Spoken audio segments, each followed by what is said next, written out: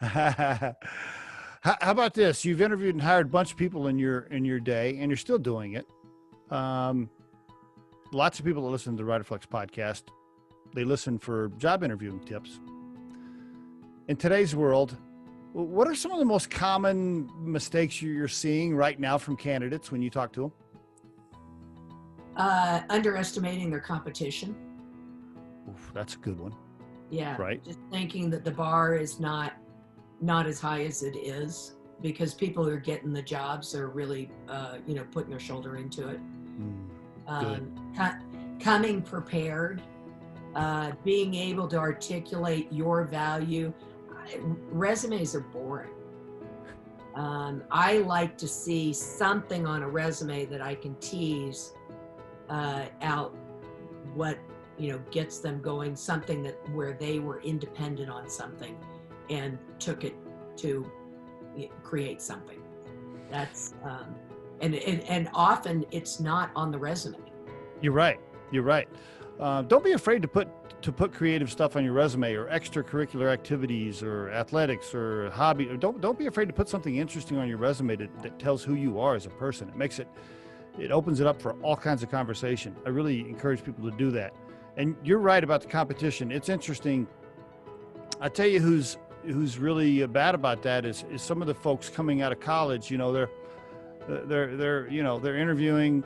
We're recruiting for an analyst position right now, just one of the several positions we have on the board, and we're recruiting an analyst position, which is an early career position. And one of the questions I'm asking right now, I'm like, okay, well, hey, listen, I appreciate the fact that you went to San Diego State and you were a 4.0 student in accounting. That's cool, but there's 50 other resumes just like yours. Why should we hire you?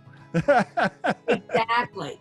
The other thing, and this is going to probably it may sound old school. You don't want to get out of college and have that be your first job. Get a job. I had a job. Yes. From my 16th birthday. I went down to Disney and got a job at Disney, and I was so excited about it. And yes. the minimum wage jobs that I had before I had my first real job were so valuable. And I hear employers talk about the foundational skills, communication skills, showing up on time. I mean, all the things that are just the must-haves. You learn that in that. You learn that in that environment.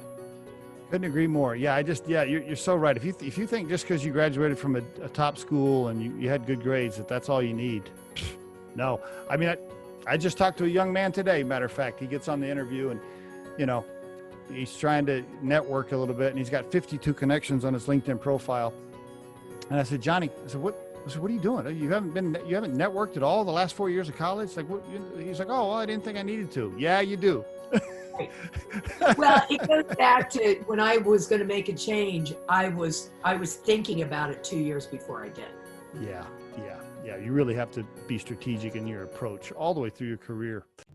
If you think today's tip or guest interview can help someone you know, please share this with them. If you've enjoyed today's episode, please subscribe to our channel and hit the like button.